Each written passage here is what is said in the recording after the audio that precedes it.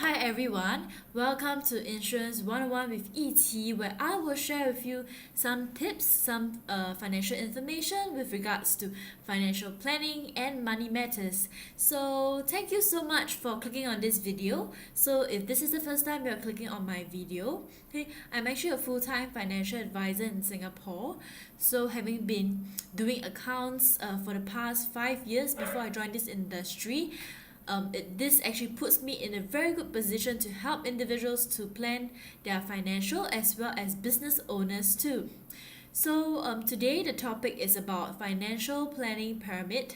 So it's just a very simple pyramid, and I wanted to share more pertaining to this pyramid because not a lot of people are actually aware that when it comes to financial planning, there's actually a few stages, and a lot of people they are in such a hurry to actually skip the different stages, and at the end of the day they realize that when their foundation is not set right, everything will actually crumble.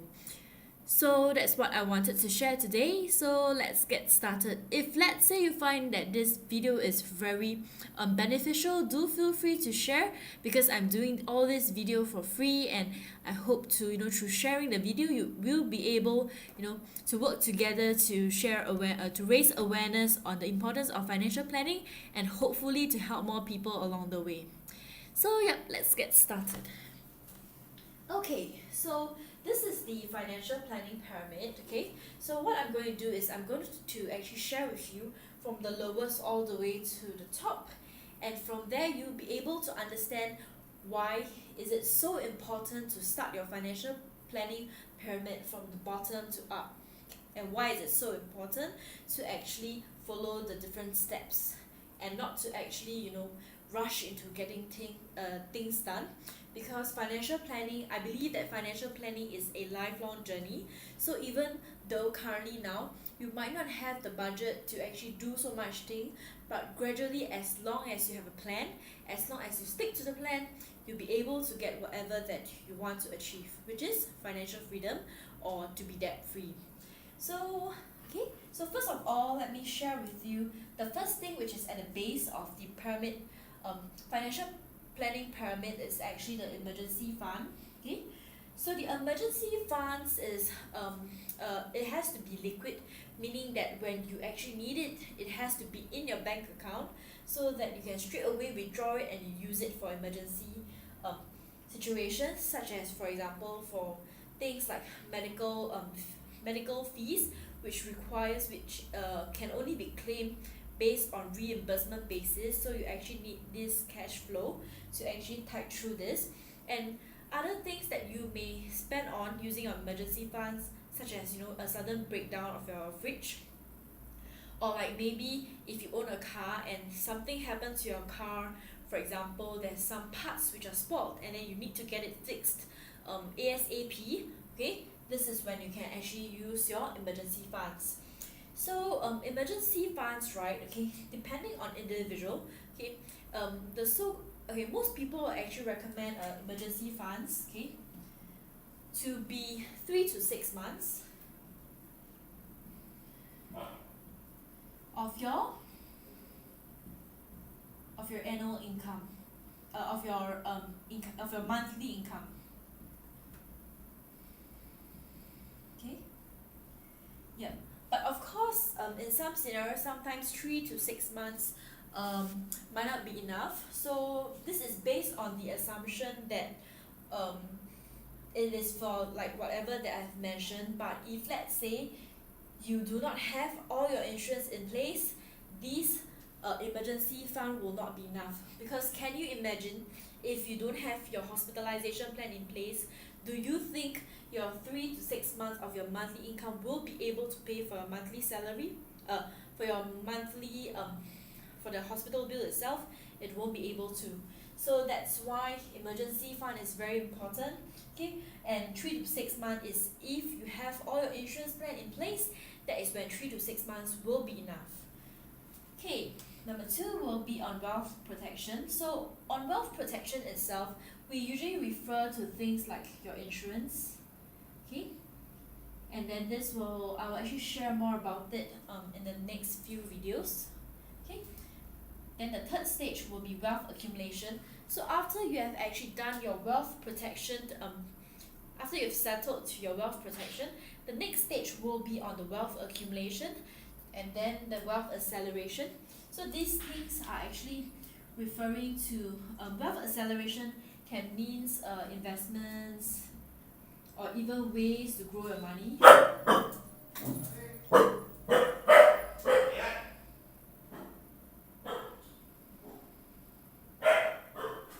Okay, ways to grow your money.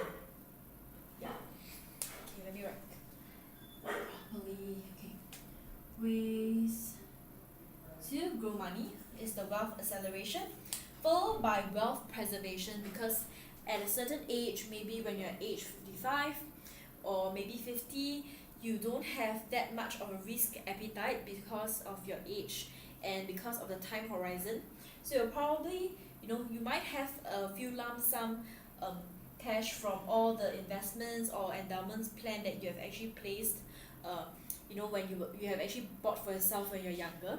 So at that age wise, right, wealth preservation will be actually something that you'll be more keen or interested in, because you do not want to take high risk anymore. According to an article which I've read actually I think a few years ago, they actually mentioned that most people who are actually most senior citizens have actually feedback that doing the wrong investment is something that they have regretted, because I think in the past they have a lot of schemes, like sort of like MLM schemes whereby you do some investments and at the end, something happened and the money is gone. So making the right investments, making the right decision when it comes to investments is extremely important when we were young, so that when we are old, we will have everything laid out properly for us, and then we do not have to actually worry about not able to retire. And lastly, the last stage will be wealth distribution. So wealth distribution can means a few ways. One is will writing, okay, and then planning your estate planning, and also some might have already thought of leaving a legacy behind for future generation. Okay, leaving a legacy for future generation. So this is just a very clean cut and very straightforward introduction about the financial planning pyramid, but of course for each different section there is still a lot of things that I can actually share with you all. So I hope this is actually helpful and beneficial. So maybe take some time and see which stage you are currently at now, and then if let's say you're unsure of whether your wealth protection is adequate, or if let's say you need any help with any of these sections of the financial planning pyramid, please feel free to contact me. I'm actually available. You can feel free to actually either email me, you can go to my Facebook page, private message me, or you can even WhatsApp me if let's say you know my number. Then from there I'll be able to guide you through this life journey of financial planning, and hopefully after watching my video you'll be inspired and you'll be more keen to find out what your current insurance policies are, and whether to check whether if you do have that amount of emergency fund in your bank account, and there will be at least like a roadmap for you to actually reach to your financial goal. So once again, I'm Yeo Yi Ti. I'm a financial advisor in Singapore, and I hope that you can share this video with everyone that you know, and I look forward to meeting you. Take care and have a great week. Bye!